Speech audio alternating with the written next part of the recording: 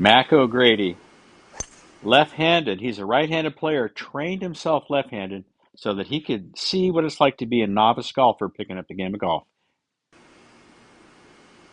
Played some good high-level baseball, and now he's going lefty. This is early Morad, which is in the 70s to early 80s, and he had a different pattern here than he did later on, and I'm going to describe that to you. If you haven't heard of Mac O'Grady, this is one of the best ball strikers I've ever seen in person. I was down there in Vegas with him. Did a golf school with me and coached me and taught me a lot of stuff, and I'm sharing it with you guys. If you need, as you should, want to know more about this simplicity of how to get the proper angles going into your golf game, just send me a note. We'll work together. Paul at gourmetgolf.com is where you can find me, Paul at gourmetgolf.com, and I'll send you down the Morad path of great geometry. So easy to follow, whether you're elite or not. I always say the novice golfers can get the same number of alignments than the pros do. The pros just do it faster and better. So here we go. He's going to start talking a little bit about the path. Because the force is going to pull you up that way. You're never going to come inside though. In other words, when you're at P2, close to your body, P6, you're going to be there. Because centrifugal force will take you out. You start here, your hands are underneath you. You make your backswing at P2, which is shaft level to the ground, and the club goes back on the Hogan plane, by the way. I'm going to show you that. See his practice waggle right there. Then he'll go up and over. I'll show you the hit actually again would be good.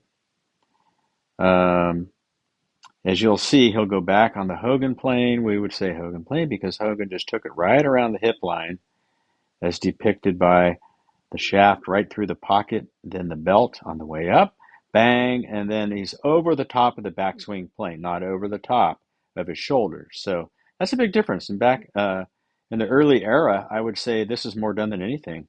Sweeping the club in, then it lifts up a little and comes down the middle of the rib cage. Not a bad place to live, guys, but really defines everything. And when you get to hitting fades and draws, it's all about CP and CF, which Mac explains here. Back up to P4, and then you can go. Okay.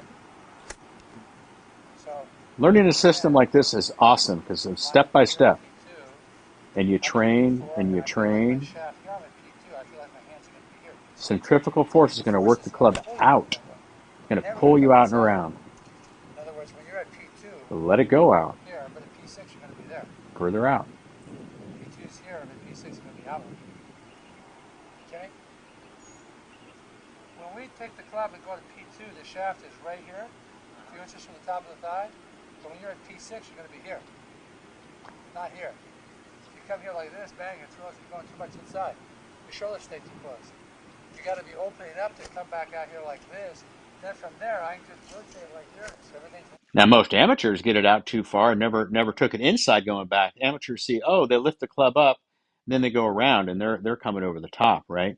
You got to get it kick-started like that. There's the Hogan plane, deep inside action, and then out and over a little bit, but still on the plane to the golf ball. You can see that shaft in line with the ball in front of him.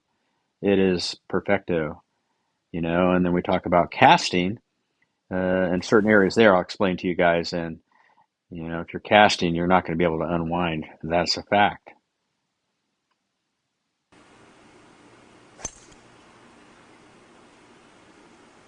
There you go. All right, let's get into the Again, coaching here.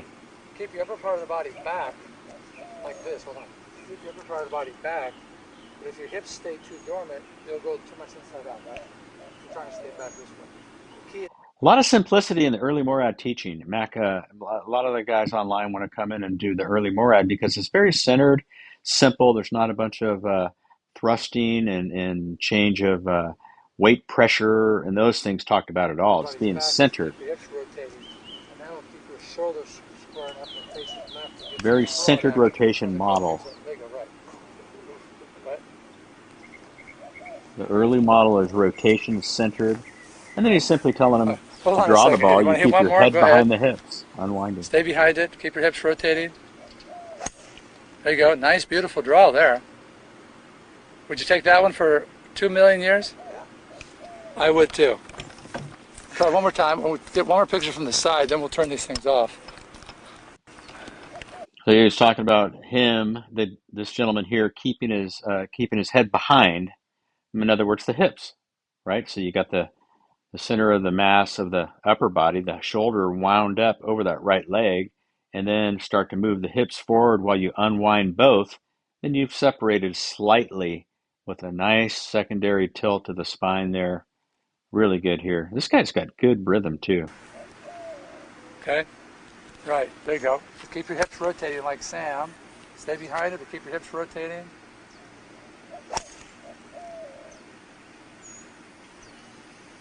I mean, Did that ball go straight or a draw? What did it do?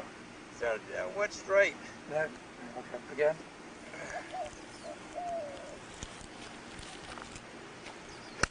I'd like for my head to stay in the same place, maybe come up, but Yeah. not go this way. Yeah, right. Try to stay back behind it a little bit more with your shoulders, but keep your hips rotating through impact. all right. There's the instruction of a draw pattern, right? Keep your head back behind the unwinding hips. Keep the hips unwinding and sling the club. Look at the rollover of the right arm there with the eyes still back and head down. That's pretty nice. Impact. Okay, what did that ball do? That's solid perfect. Dead solid Hey, perfect. why is it that in pitching, if a guy pitches right-handed and the ball goes big right to left, they go, that's a curveball. But then when they pitch it, if it goes left to right, it's a slider. Why in golf they say ball goes right to left, that's a hook ball? It's not a universal concept, right? The guy gets in there like Curve. this, it says, well, I just hit a curveball away. But a pitcher goes, hey, come on, give him a little draw, okay? Or give it a hook in there, will you? In golf, we call it a draw. In Yeah, he baseball, we they call it a curve, he said right-handed.